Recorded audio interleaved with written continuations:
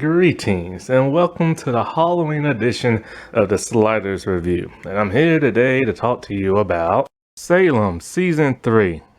I hate this season so much. And it's so sad because this show had to end on a very disappointing season. I remember just waiting in anticipation of this season, and I'm just like, man, this just isn't very good. Like, you know what I'm saying? Like, I've already said before, this show is one of the darkest, most interesting, most organic witch shows I've ever seen. It has an amazing cast.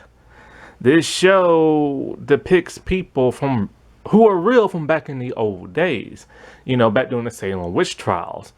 And that's something I always found that was so fascinating about this show. But then once you get into the second season, because, you know, it revolved around people being accused of witches and hung and stuff like that. But it turned out, oh, there's some people that really are witches in this show. And they are dark and they are twisted because they have a hidden agenda. A very dark one at that. But then once you get into second season, it kind of changes all that. It's no longer about the Salem witch trials. Now it's about their ordinary lives. That's fine and everything. They have a different motivation and this and that. Also, newer characters that are brought into the show aren't based on real life people. That's kind of something that kind of sucks. But hey, whatever. You know, and then you get into season 3 and it's just like, it's clear they didn't know what direction to take some of these characters. I've said before, by season 2, Adam Simon, who's a co-creator and writer of this show, he was frustrated by season 2 because they had to get a brand new writing staff. And the new writing staff just took it in a completely different direction. And in my opinion, they killed the show. The only real good episode in season 3 is the finale. Oh my God. Twists and turns left and right that left me speechless. The fate of some of these characters are like, dude. Like, I could not believe it. But at least the last episode ended on a really good high note.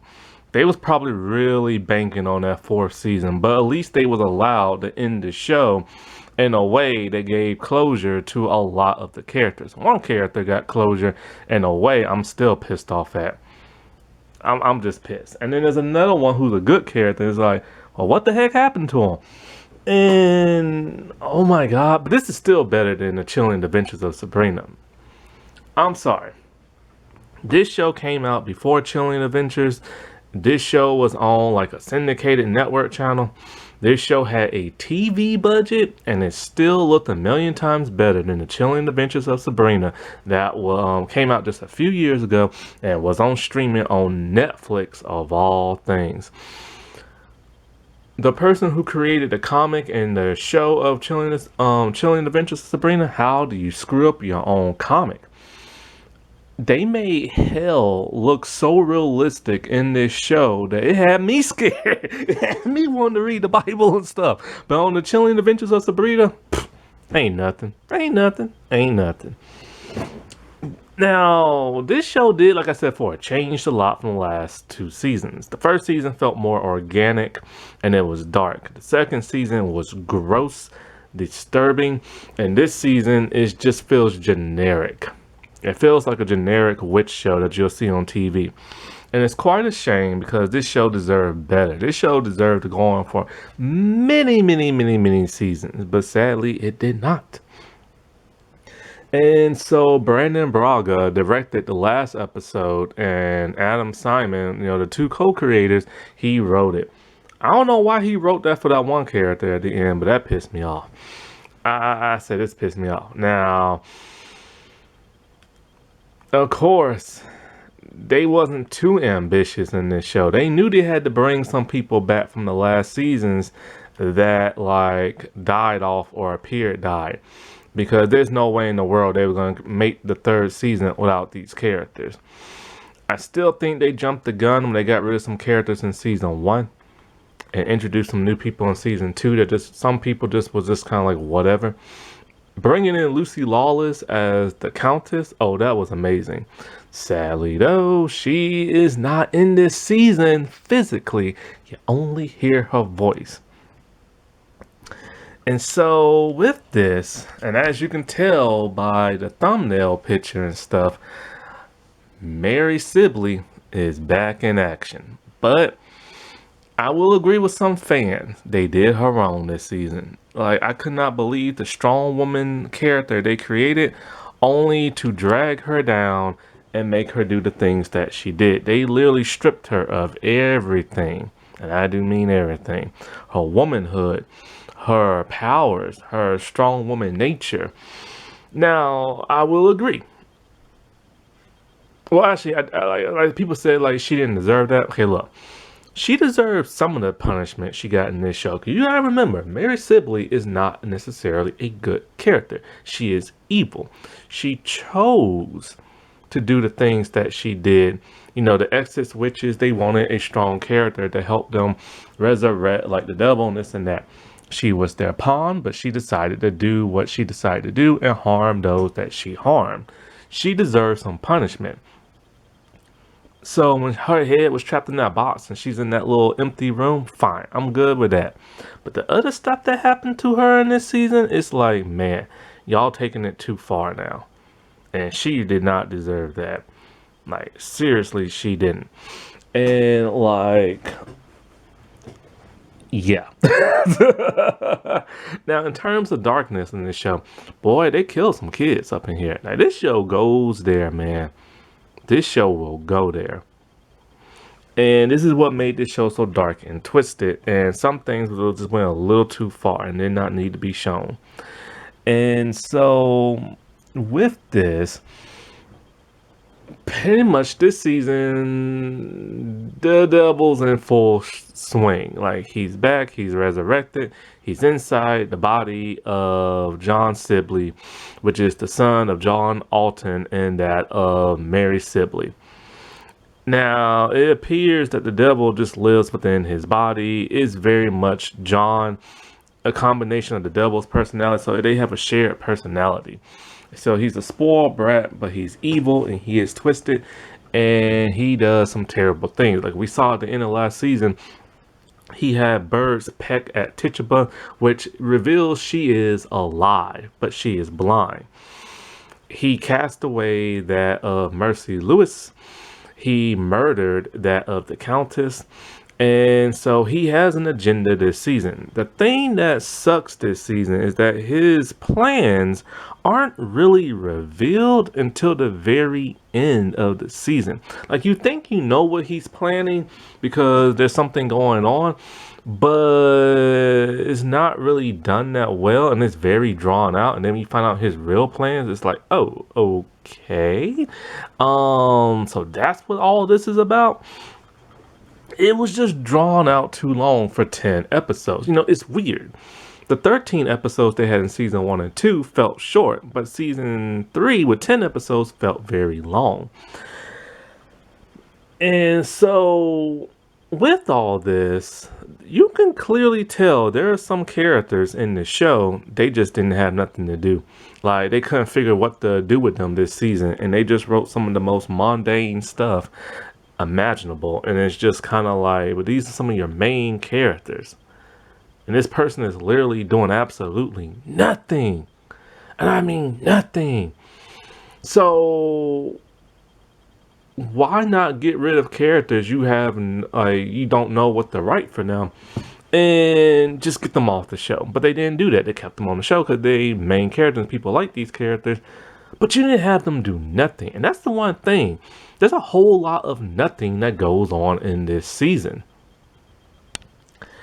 Like, take John, for example. There's some war going on between, okay, so the French people and have combined with this one tribe of Native Americans, and they want to take it out on, like, the people of the New World that came from Europe over there in Salem.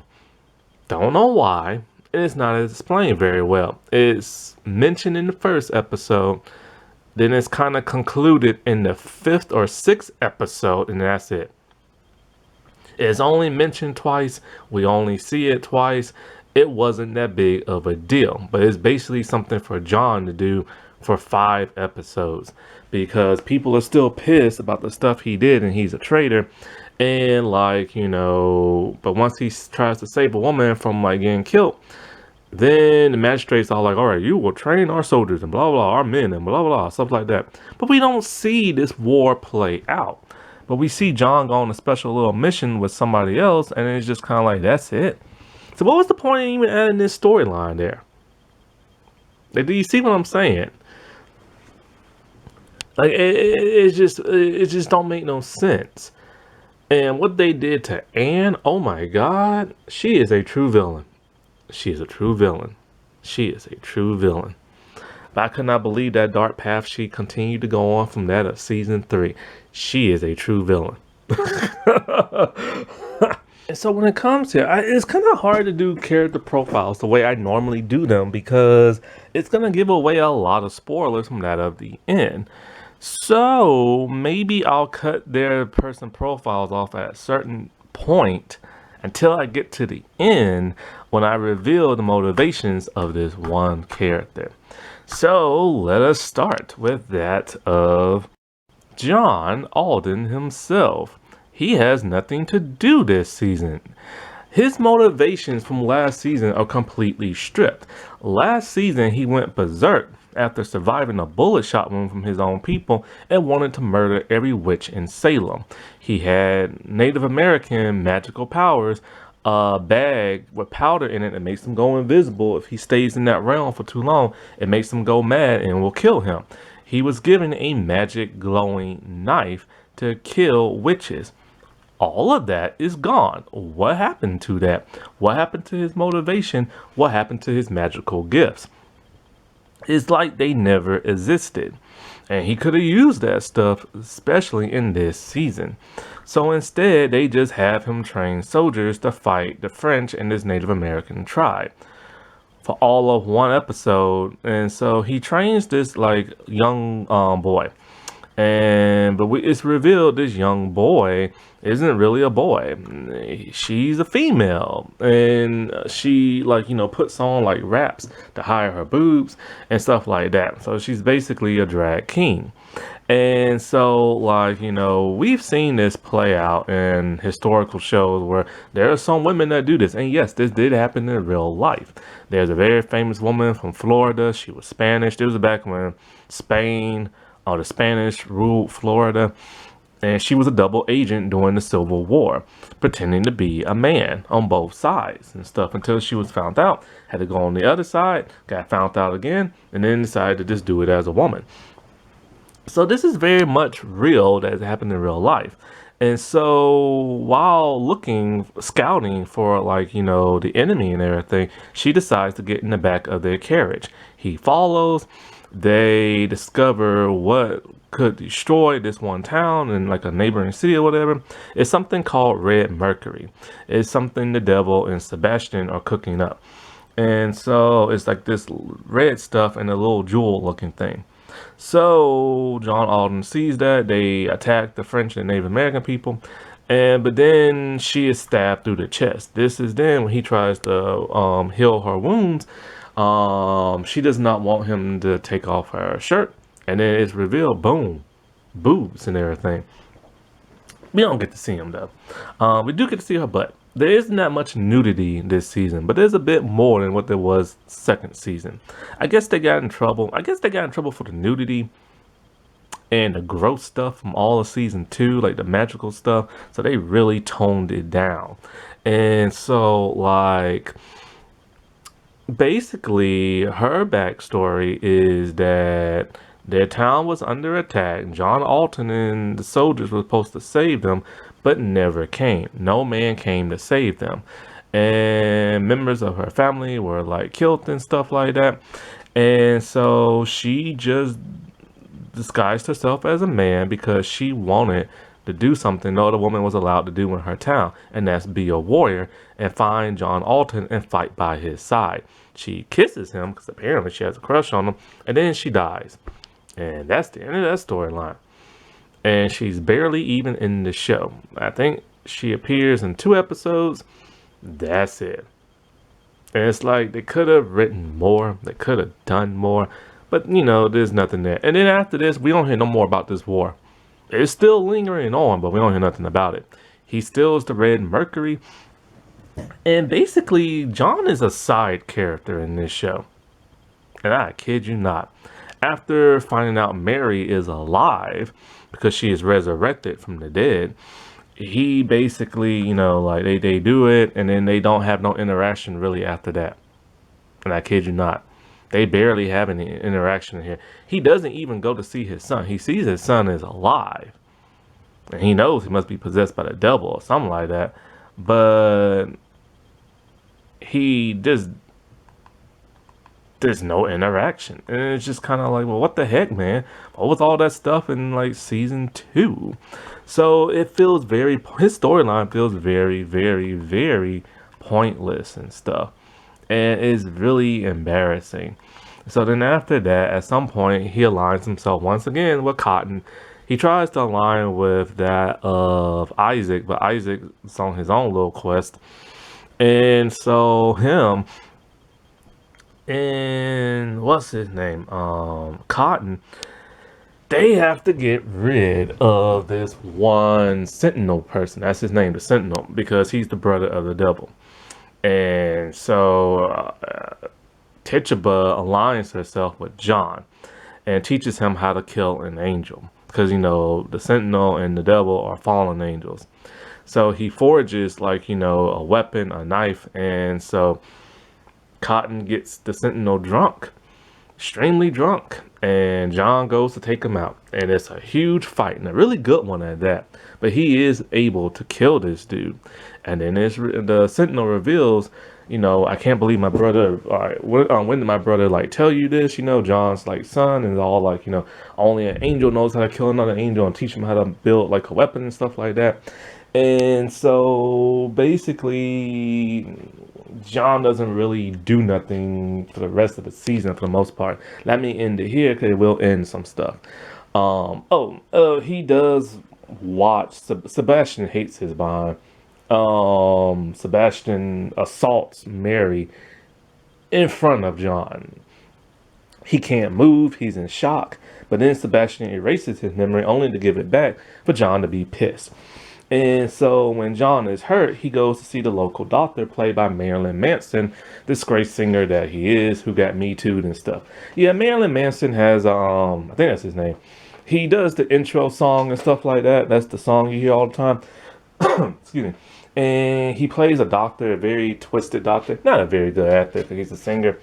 And yes, I say disgrace because he got Me Too'd big time by this other singer who said he did some stuff, and that's still ongoing investigation. Anyways, he fights Sebastian, and thank God, because finally, at least John was finally able to give it to that prick. I hate Sebastian. And he kills the crap out of him and stuff. And so then John tries to stop the Red Mercury from exploding. Basically, Red Mercury is this. It can destroy an entire town. And that's what the devil plans on doing. He plans on killing many people around the world, reshaping the world, and this and that. That is his big goal. Or so we think. I mean, it's part of it and stuff. So let me get into somebody different. Tituba. I probably should have started with her first, but I didn't. So Tituba is alive after getting picked by a bunch of crows, but her eyes get picked out. She goes back to the seer's hut, and the seer is able to talk to her because she ate his eyes in the last season. And then so she uses a stuffed cat, taxidermy type stuff. So it's a stuffed cat. She cuts his eyes out, puts it in hers, and now for the rest of the season, she has cat eyes. Interesting. And the cat is now alive, and the cat eyes are sewn shut, and when it walks around, she can see through it somehow. So she, I think, talks to the exes witches, and they're all like, "Yo, look, devil betrayed us, devil this and that. We gotta get rid of him. We need his mama." So Tituba digs up that of Mary. They do their resurrection spell, which they don't really want to do because they said, no witch should be allowed to do something like this because you just never know what might happen. So they resurrect her with trees and roots and all this other stuff. So basically, if she leaves Salem from the trees that made her, then she will wither away and die. So she is trapped in Salem. So if this big apocalypse thing happened, she's gonna die one way or another. And so there, Tituba really doesn't do much this season. We rarely see her. And, she's a big player. Once again, we barely see her. And so her and Mary, they all like, you must help Mary defeat, her son and this and that. So her and Mary have to work together. And of course, Mary hates her. And so then all of a sudden you think Tituba's on the side of good, but then it turns out no, she's betraying everybody. She's in league with the devil. So he's the one who taught her how to kill angels, so to kill his brother, because his brother is starting to turn on him. And so every person she's helping out, like Cotton, telling her like, oh, you must stop them from harming Anne because she has your son inside of her, and the son's gonna be the one to stop the Dark Lord and blah blah blah blah blah. But then that was a lie because Anne's not even pregnant, but somebody else is, because he does have a son, his girlfriend from season 1. And so yeah, she's betraying people left and right. Even that of like John. And it turns out the reason why she's betraying everybody, because she really hates them. Mary don't love her, she hates her, but she has it out for white people because she was a slave constantly being sold. This was told like in season 2, and everybody used her and sold her and this and that, and she wants revenge. So since the witches won't help her get revenge, and she's gonna get help from that of the devil who had her eyes poked out and stuff. And so yeah, I mean, I understand her motivation. She was a slave, she was misused, she's been tortured, she's been beaten, she's been like assaulted, she's been sold and everything like that. But her and Mary were actual friends. It's just Mary didn't love her the way she wanted to be loved, and she felt betrayed by that. So I get her reasoning, but then she took it too far. Because people like Mary and stuff did not harm her. People like John did not harm her. And so she took it out on people that was actually nice to her, and she ended up betraying them in season 1. The reason why Mary turned on her is because she hid Mary's son and everything for 7 years and didn't tell her. And so she's always talking about getting her revenge and this and that and blah, blah, blah. And so the devil's like, all right, I finally give you your freedom. You gotta finally leave. And then somebody betrays her. And this is the point where, okay, I'm not going to reveal who does this to her, but like until later. But like, okay, remember how I said everybody I'd pretty much got their comeuppings at the end of the season, and I couldn't believe their fate. And there's one that pissed me off even more. This person decided, you know what? Letting you have your freedom, I ain't gonna do that. Letting you die, I ain't gonna do that. They decided to turn her back into a slave. A blind one at that. They took away her eyes and they put her on a boat with other slaves in cages and planked on wood. And that is the end of her fate. Made back into a slave. And I'm just like, really? That's what you're going to do for the only black person in this show? That's how you wrote their fate? I would have preferred if she actually turned over a new leaf, would have been killed, in prison in another way, but not that. Like, not that. You know what I'm saying? That was just low down. That was low down. Plain and simple. And yes, it was written by a white guy. Go figure. Mary, she is resurrected. Trees and barks and roots and stuff like that. Unable to leave Salem. And she still has her powers. And so she goes to befriend her son only to try and kill him. Only for it to be a glamour spell, and it's his brother, the Sentinel. And so after that, she is punished. She is tortured all throughout this season. But her torture isn't like the way Tituba was tortured in season 1. She just has her head in a box, and it puts her in this like alternate reality where everything's dark and, you know, it's like scary and stuff like that to her. So she's getting her comeuppance because she is a terrible person. You have to remember that. She is not a good character, but she does have a good heart and she is sympathetic to certain people. But she always lets the darkness back in and does bad things to other people. And so her son strips her of all her powers. She is now just a normal, regular human. And so with that, you know, she starts plotting with Tituba and John and this and that to get rid of her son. The Sentinel cannot harm her because of the wishes of his brother. Somehow she's able to get into the head of the Sentinel and persuade him that, yo, we gotta take your brother out and everything like that. People in town, certain ones don't want to have nothing to do with her no more. Isaac wants nothing to do with her. Cotton doesn't want nothing to do with her because of the stuff she did in the past, and they will not believe her. But a group of people do, and so, you know, it's like the Sentinel, it's Tituba, it's like John and Cotton, some other people, and they are now able to kill the devil. Somehow they string him up and they literally rip him limb from limb and even his head. And yes, they show it. This show is very dark. They assume they are done with him, only for him his soul to be sent back to the underworld. And we see Tituba sewing his body back up. And so Mary thinks she's done with him until she starts hearing his voice through the gateway to hell and everything. This giant metal door that makes people want to open it, and people call out to him and stuff.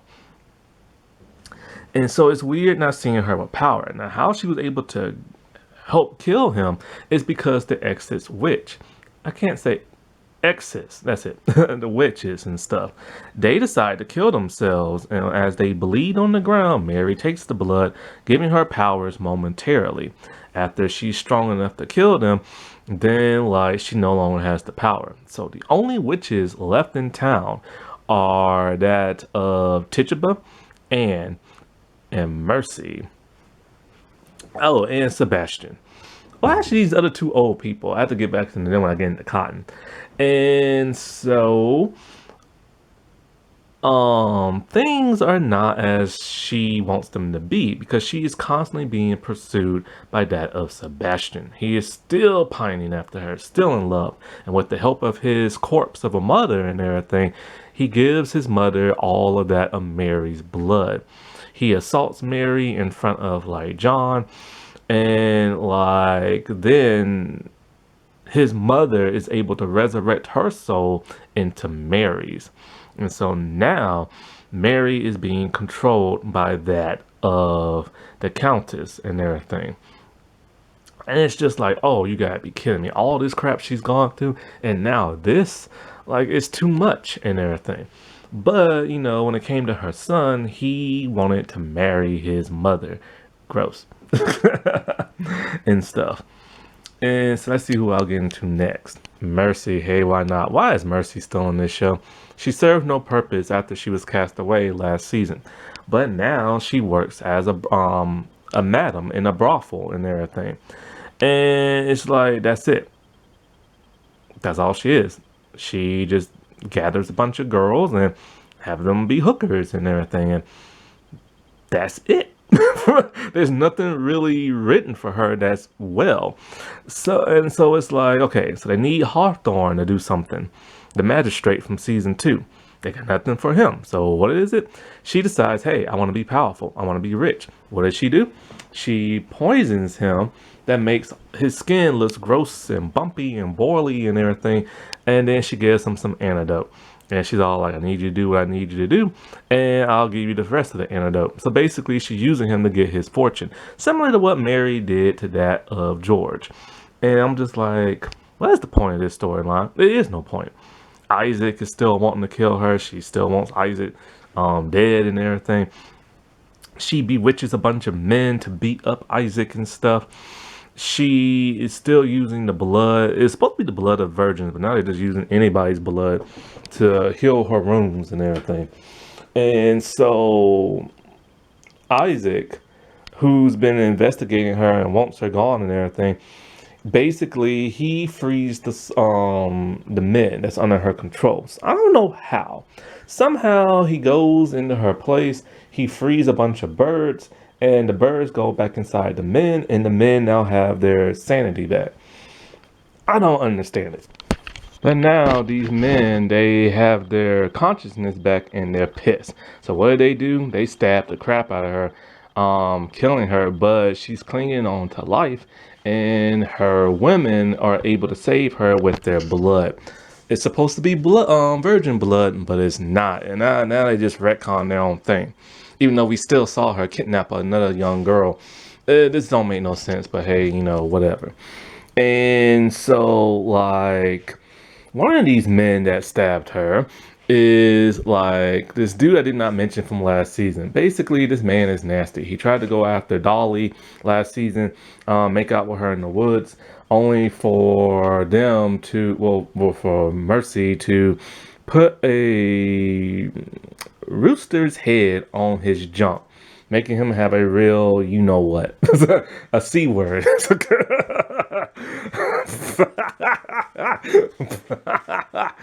That man aligns himself with Isaac and this and that. Anyways, when she decides to kidnap Dorcas, which is the girl she tried to kill last season that Isaac saved, Isaac tries to go rescue her. Dorcas ends up saving him. And then she causes, the Dorcas causes the town people to riot. And after this, they want nothing to do with like Mercy and all this other crap. And as for Hawthorne, they have nothing for him to do. When she was originally dying from being stabbed, she gave Hawthorne the cure, but he didn't want it, and he gave it to her for her to help herself with it and stuff, because he actually fell in love with her.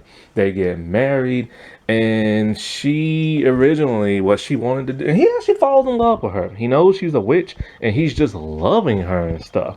And this is supposed to be the man who's supposed to get rid of witches. And so it's all like this. He don't make no sense from last season. He's no longer after Anne and all this other stuff, and he just doesn't make no sense. So anyways, it's a use of a character that they should have got rid of in season 2, but they didn't. But these two are now madly in love. Go figure. So anyways, the person, this one person decides, you know what, I'm just gonna kill both of y'all and stuff like that. And so this person levitates them, chokes them, and they kiss each other one last time and they die. They do absolutely nothing this season. They serve no purpose. They don't make no other person's storyline move forward. It's a hollow storyline.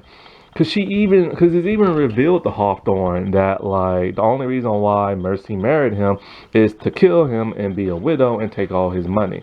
But then she decided she wasn't going to do that no more because she actually fell in love with him. What the world, man? Like, this was such a pointless storyline. And not only that, but like, okay, see, Mercy's always been the type of person that protects women. She's been doing that since season 1. All the women that are like her hookers and everything come from abused families. So what she does, she kills the family members with her magic. The women love that, and then they decide to go work for her and sell their bodies because they feel they're being protected. And so at least they kept that consistent with her character. But they gotta remember something. Mercy ain't no nice person. She is evil, especially what she did last season. And she was evil in real life, pointing her finger at people saying they're witches because she just didn't like them and stuff. Why would they try to redeem this evil character, but then do what they do to Tituba? See, that pisses me off. Isaac is one of Hawthorne's boys. He's one of the magistrates, like goons that help regulate like law and order and stuff. Isaac has developed a lot from that of season 1. It's weird the death of Dolly made him man up. And so he is now Isaac the Truth instead of Isaac the Fornicator. And he has taken in that little girl who parents were accused of witches and stuff like that and were murdered. That Mercy tried to kill in season 2. Her name is Dorcas. And so like her and Isaac have a nice little fatherly daughter type connection. And it's really interesting how they moved his character forward. But Isaac is like I said before, constantly going after Mercy and stuff. He knows she's evil. Nobody will believe him and stuff like that. And he even turns the people against Hawthorne. He says, we the people of Salem, we might be poor, but this is our town and we the ones that rule it and not the Puritans and the rich people and stuff like that. This is only fueled even more once those men are freed from that of Mercy's control. They follow Isaac now. And even when Mercy tries to have Isaac killed by the orders of Hawthorne, they turn against him. And so when he finds out Dorcas is captured, he sacrifices his life for her life, only for her to get the townspeople and be all like, look, they got Isaac the truth teller, y'all love him. And so they go and they rescue him, but then they turn into a mob for some reason and tear the town up. And Isaac tries to stop them. Well, the person who I'll get to a little bit later wants Isaac to work for them. He refuses, and then they unfreeze the people, and then they pick up Isaac and take him away, and we don't know what they do with him, as there's literally a riot going on. Presumably, they probably beat him and killed him or hung him or imprisoned him. We don't know because it's never revealed. And how can they not reveal it? He's one of people's favorite characters. And he was just done so dirty by the writers in the last episode. Sebastian is pretty much doing the same exact thing that he did last season. And that is follow who's ever in charge and pine after Mary. That's literally all he does. He does the devil's doing, and he's just constantly trying to get with Mary. Oh, I love her. I love her. I love her. This never explained why he's so in love with her, other than the fact that she's hot and everything. But they never give a real good reason. And so his heart is conflicted because he wants to help her, but he wants to serve the devil as well. And so pretty much, he is the one who gives the French red mercury so that they can destroy villages and stuff like that and increase the war. And he pretty much makes Cotton do whatever he wants. But anyways, it gets to the point where him and Mary are constantly going at it, and he brings her to John's place. He freezes John so John can watch him assault Mary. That was disgusting. They did not need to show that. Sometimes this show goes way too far. Like when they had that little boy kiss two grown women. Like it was so unnecessary. And it was so heartbreaking to watch John see that and Mary under his spell just doing him and everything. And he's all like, I know you like that and blah, blah, blah and stuff like that. And she says something about she's just glad it's over or something like that. And so basically, he glamours himself to look like John. And because of that, Mary's just all like, we're going to get rid of Sebastian. We're going to do this, get rid of that. So he is furious now. And I mean, he is furious. He's an okay character. It's just he's kind of lame with no real motivation other than serving and pining after a woman. So he's so pissed, he goes to his mom's corpse. And like I said before, she wants the rest of Mary's blood. So he gives it to her and she puts herself in that of Mary's body. And Janet Montgomery does a great Lucy Lawless impression that you feel like sometimes it's Lucy doing it. But what's so gross and nasty is the simple fact that his mom makes him make out with his sister. And, because she said, we keep it all in the family.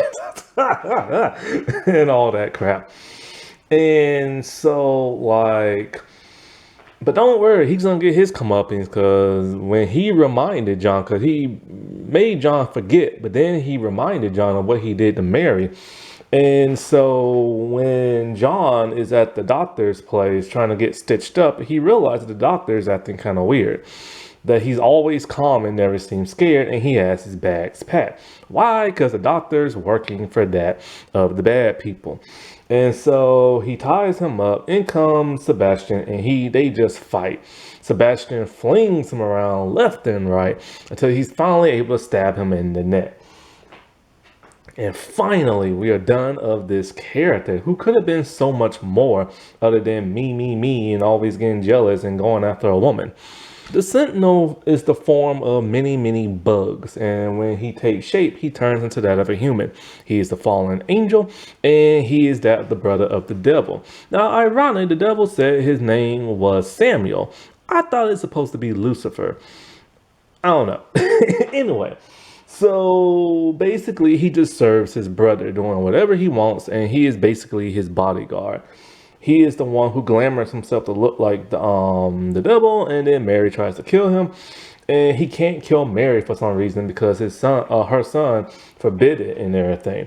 But something happens which causes him to turn against his brother. With the help of Mary and the others, that's when Mary rips the limbs off his body and stuff like that. And now he declares himself, the ultimate ruler type person, because the problem is that the devil kept playing a game of chess, and he keeps talking about their father, God. And so the Sentinel had no idea that the devil wanted to marry Mary. If he did that, he would become a king, and he would be the king of gods and take over God's place and all this other stuff. And what's his name did not want that. So that's why he betrayed them. But then, of course, Cotton and that of John had a plan. Get this dude drunk, and I'll take him out with this special forged weapon. When he gets drunk, he literally acts like a normal man. He is legit drunk. Stumbling around, wanting to eat oranges. Apparently, he ain't never had oranges. And then he goes to the brothel, and then he's having a good time. And then he wants more oranges. And then here comes John with that knife. It's a huge fight. It's a huge fight. But John is able to get the upper hand. Cotton. My God, Cotton. Poor Cotton Mathers, boys. That man is suffering by the hand of Anne, or should I say, that of Brown Jenkins inside his belly. Now, unlike that of George, he's not contained to a chair and slobbering and throwing up and all this other stuff. He has mobility, and he does whatever Anne wants. She's constantly telling him, I'm doing this for your own good. I love you, blah, blah, blah. He doesn't want no part of her. She gives him still his free will. Now, the devil wants Cotton for a very special mission. Brainwash that the people of Salem, talking about how they're going to build a new Jerusalem and follow this person and follow that and work alongside Sebastian. He must do it, or else, he'll kill this person and kill that person. And so, at some point in time, something happens to where he talks to Tituba. Tituba's all like, you can't let them kill Anne because she carries your baby and all that. And so, he prevents the devil from killing Anne because he's straight up just about to do it. And so, at some point in time, a group of villagers come in. I think their home got decimated and stuff like that, and there's a pregnant woman. It's Gloriana, and she's talking about, I'm looking for my lover, Cotton, the father of my baby. And she tells that to Anne. At this point in time, Anne was trying to do right at some point, but when she overheard this, Anne went and became her nasty little self again. Needless to say, her and Cotton are constantly getting into it and stuff. So at some point, Anne does something to Gloriana, which I'll tell you later, and then she takes her appearance, like a glamour type thing. No, she doesn't. She brainwashes Gloriana and makes her forget who she is, and she forgets who Cotton is. So when Cotton is taking the Sentinel to the brothel, he sees Gloriana, and of course he's falling back in love, but she does not remember who he is. And she tells him the last thing she remembers is talking to a woman with hair redder than hers, is Anne. So he gives her tons of gold coins and tells her he'll meet her in the morning and stuff like that. And if not, just have a good life. Anyways, So he goes to confront Ann. Now, by this time, he already got Brown Jenkins out of him. The man is smart. Like, when they was walking in the market, he ran to like a seller and like, look, I need this herb, and this, and here's a list and blah, blah, stuff like that. She gave him the stuff. He put it in his drink. He drank it so he could throw up. And he threw up Brown Jenkins in the outhouse, but Brown Jenkins fell in the toilet. So he has to reach in the poop in the piss to get Brown Jenkins, and then he punches and strangles him to death. And he is happy celebrating like a cheerleader boy. Now, of course, a familiar cannot die. It will just go back to its witch, which it does, which alerts Ann. So in a way, those two are constantly going at it. I mean, constantly going at it. And so, like, what is it? So she's telling him, oh, you're no better.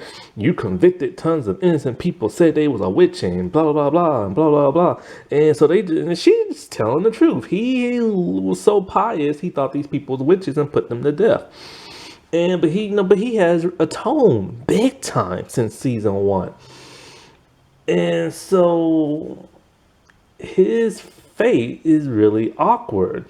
When he's with the devil again and everything, the devil tells him, look, man, I need you to do me a big old favor. I need you to voluntarily walk through the gate of hell and go down there. And if you do that, I will deactivate the red mercury. And the devil literally tells him, look, dude, I've been planning this all along. I've been planting the seeds. Everything that's been going on this season with Mary being resurrected, he wasn't surprised at all that she was resurrected. Tricking, aligning himself with Tituba, getting his brother killed. All this was all so Cotton can go down into hell and everything. This is what I'm saying when I said this season is very drawn out. It lingers and lingers, and you're not quite sure what the heck is this season about. So he's all like, look, man, condemn your soul and everybody gets to live and everything. And Cotton's all like, you know what? I'm not afraid. If this means saving the people of Salem, which is something I've always said I wanted to do, then I shall do it. He walks there, but then he stops and kind of turns around thinking Ann's probably going to save him, but doesn't. And he opens the door and he goes down in there and he is now trapped for eternity. Oh my freaking God. And you feel terrible for this dude because the very last scene in the episode is him wandering around terrified and seeing all this bad stuff happening, and it ends. He's done. Oh my God. I'm just like, dude.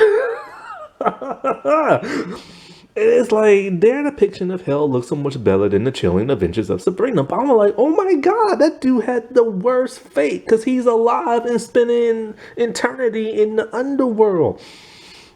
And it's like, yeah, he did terrible things in season 1, but he atoned so much.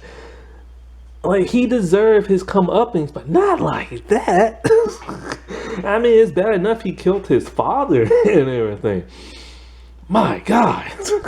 Got 2 more people to go through. Let's go with John Sibley himself, the devil.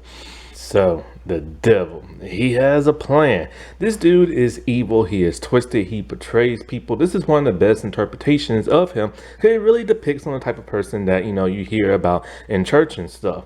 Still so much better than the one in Chilling Adventures of Sabrina. I could not stand that one. Anyway, this boy is pure evil and he is paranoid. He's constantly spying on people. While inside Mary's house, he has a dollhouse replica of the house. When he looks through the window, he can see you and everything. It's a very fascinating visual. And so, like, he is the one, like I said before, pulling all the strings. Now, after Cotton goes into the underworld, the red mercury stops. And he kept his promise. Then we see the grossest thing happening. This was supposed to trigger his adulthood. So we see this amazing visual of hands sticking out his back, breaking open the sewn up like stitches that Tituba did. And we see a grown man literally rip the head off and emerge. And he tells Mary, now he wasn't expecting to marry a little boy, were you? And he's covered in blood and he's naked and all this other crap. And so like his whole plan was to become an adult and marry Mary so he can become like a king of the gods type thing. And of course by this time Mary is no longer in her body. Now he don't necessarily know that at this point, but I think he will later. And of course it's the Countess. And so as they're trying to like make love and everything like that because he's so happy, something happens. What happens? Well, somebody stabs the Countess and somebody stabs him with a magic dagger made to kill angels. It's Anne. Yes. Now I know what you're thinking. Oh, she finally came to her senses, right? Not necessarily. Well, see, here's what happened. As he's dying, she's all like, well, you know what? Let's actually get into her profile and I'll tell you what she tells him. So, Anne, dude, she is evil this season. She is beyond more evil than she was in season 2. It is sad to see her fall from grace, but she is literally the interpretation of what Lucifer was when he was an archangel and fell from heaven. She is pure evil. She manipulates and she pulls strings of her own. I've already told you she's been controlling Cotton early on in the beginning of the season, constantly shouting, talking about, I'm doing this for you. This is love and blah, blah, blah, blah, blah. She has lost her freaking mind. However, Cotton has said, you know, you just stop all this and everything, you know, I do love you, blah, blah, stuff like that. She acts like she loves him, but she only married him to get like the magistrate off her back. Once all that happened, she still stayed with Cotton because she started to like Cotton. And so when Cotton tries to sneak away, because at one point she feels sorry for him and she gives him back his mobility. He sneaks away in the middle of the night only to be caught by her, and she ain't happy. She doesn't understand why he doesn't want to stay with her. Well, duh, you're evil and you're controlling him, and you have an evil family and you're helping the devil. And so, like, it turns out, remember how I said everybody had a really interesting ending and stuff? Well, okay, so after the devil got his limbs ripped off him and everything, he was legit dead and his soul went back to the underworld. But Tituba tried to open the door to the gates of, you know, the underworld, but Mary would not let her. She guarded it with a knife and everything.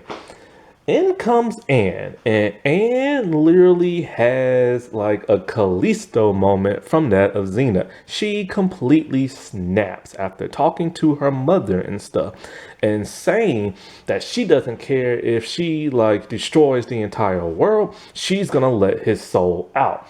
She has lost it. She opens the door and boom, his soul is now in his like stitched up corpse and everything like that. Then at some point in time, she goes to see John and she tells John, look, Mary is no longer in her body. I want you to go into like a hidden place, find this corpse and take it as far away from Salem as you can. And if you and Mary ever return to Salem, she will straight up kill them. And she literally tells him, I am going to be the only witch in Salem and nobody's going to get in my way. And so, like, this is literally what she does and everything.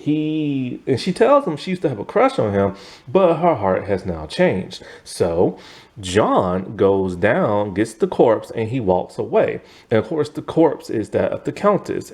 Mary's soul is in that. Or no, I don't think it is. I don't know, but he takes the corpse. Anyway, after she kills the Countess and the devil, miraculously, with the help of Anne, because Anne is now an uber witch. Like, she became powerful within like 9 months, and it's been 9 months since that of the first season because Gloriana is pregnant, and I'll get to her a little bit later. 'Cause she's been studying that book like crazy. She's more powerful than her brother and mother combined, and so like, and it's weird because her dad wasn't that powerful. But anyways, all of a sudden, Mary's dead body like rots, and then all of a sudden the corpse that John has resurrects into that of Mary. And these two now are leaving Salem because now Mary can leave Salem and everything. And they go live happily ever after. They finally got their happy ending. That's good in a sense, but Mary did screw things up, but this is all Mary's fault. But like, at least they get to have their happy ending, you know what I'm saying? And that's great and stuff because these two really truly do love each other, and they're getting the heck away from Salem. Anne is the one who imprisoned Tituba and made her a slave again. My God. But Gloriana, my old man, when she kept Gloriana in that hidden room, but she fixed it up to look really nice. Gloriana had no idea she was in that hidden room. And so she lies and says Cotton's in Boston. So then she does a spell. And both of them get naked and they lay next to each other. And then in the morning, Gloria is hollering and screaming because her pregnant belly is flat. And Anne now has a pregnant belly. With that magic, she somehow put the baby inside of her. Gloriana is hollering and screaming, talking about what you do to my baby and all this other stuff. And then that's when she does the glamour spell, not glamour spell, I keep saying that, does the mind wiping spell to make Gloriana forget who she is. When Cotton sees her, he's like, how? You're only like a couple of weeks pregnant. And of course, she doesn't tell him what she did. And of course, he finds out about Gloriana later on. Gloriana never gets her memories back. She never gets her baby back. Never.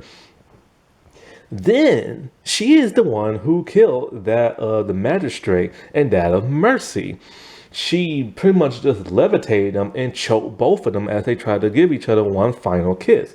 Because of the simple fact, she just wants to be the only witch in town.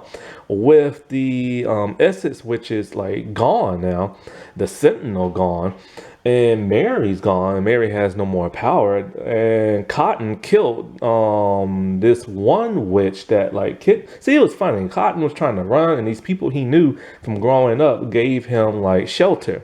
Well, they're witches, and it was like one of the funniest moments in the season. He killed the husband and threw the familiar cat in the fire, but he left the female witch alive. So technically she's the only other witch still alive. I guess Anne doesn't know that. But if you burn a person's familiar, does that witch die? I don't think so. It'll just come back alive. Anyway. So she's done with her mother, she's done with her brother, and now it's only for that of the devil. And she tells him, you will be resurrected again when the time comes. And when you are, instead of Mary Sibley's child, is going to be my child, the child of Cotton Mathers and everything. And you shall take his vessel and you shall reign and all this other stuff. And so like, he tells her, oh, maybe then I can finally have a mother that loves me. What the world? Then let's not forget about Isaac.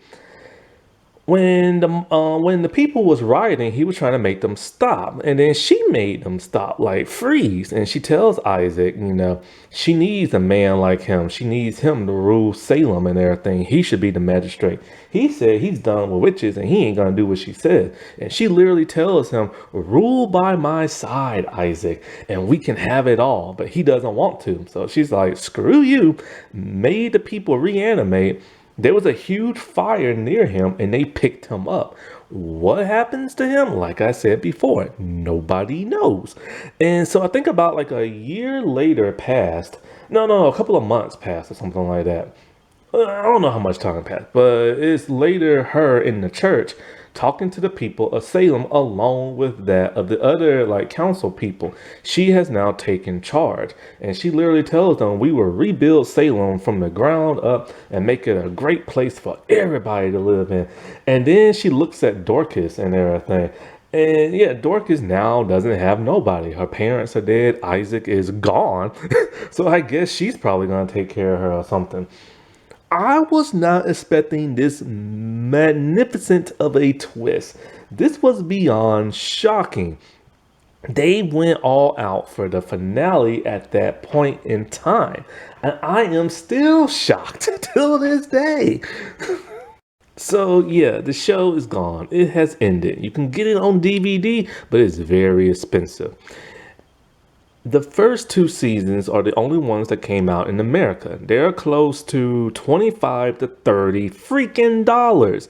And they've been that way since the show came out, I think. Because every website I go to, whether it be Best Buy, eBay, Amazon, or Walmart, everybody has it close to 30 stinking dollars both seasons, and that sucks. The third season was never released in America. However, for some bizarre reason in Australia, all the seasons were released on DVD in a box set. And of course, it's going to be impossible to watch that if you have a DVD in America. So sadly, the season 3 was the final season was not very good. It's very stale and it drags for way too long with a bunch of storylines that don't make no sense and a bunch of characters who just do absolutely nothing and have pointless storylines and stuff.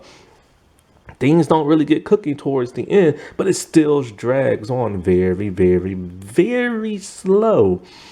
And I don't understand well, I do know those new writers did this, and it sucks. But I don't understand is that the showrunners should have still made it good. The showrunners have been there since like season 1, but apparently they got overruled somehow and stuff. Maybe by the network demands or something, because you did see this show take different shape. Like in the first season, there was tons of nudity, tons of darkness, tons of organic feeling. Then in the second season, it got darker and grosser and less nudity. And then in the third season, there's a tiny bit of nudity. It's no longer gross. It's still dark, but generic like writing type dark, not dark. Except for Cotton and except for Tituba. Cotton and Tituba, man. Ooh, they got the worst possible fate. The worst possible fate. All 3 seasons are available on Hulu. This used to be on the CW app for free, but not anymore. This should, in my opinion, be on Tubi or like Roku or something like that. I mean, it's been out for a good while and it should be made free for everybody, but sadly, it is not. Now, wasn't that spooky? Alright, well, I shall talk to y'all later. Bye.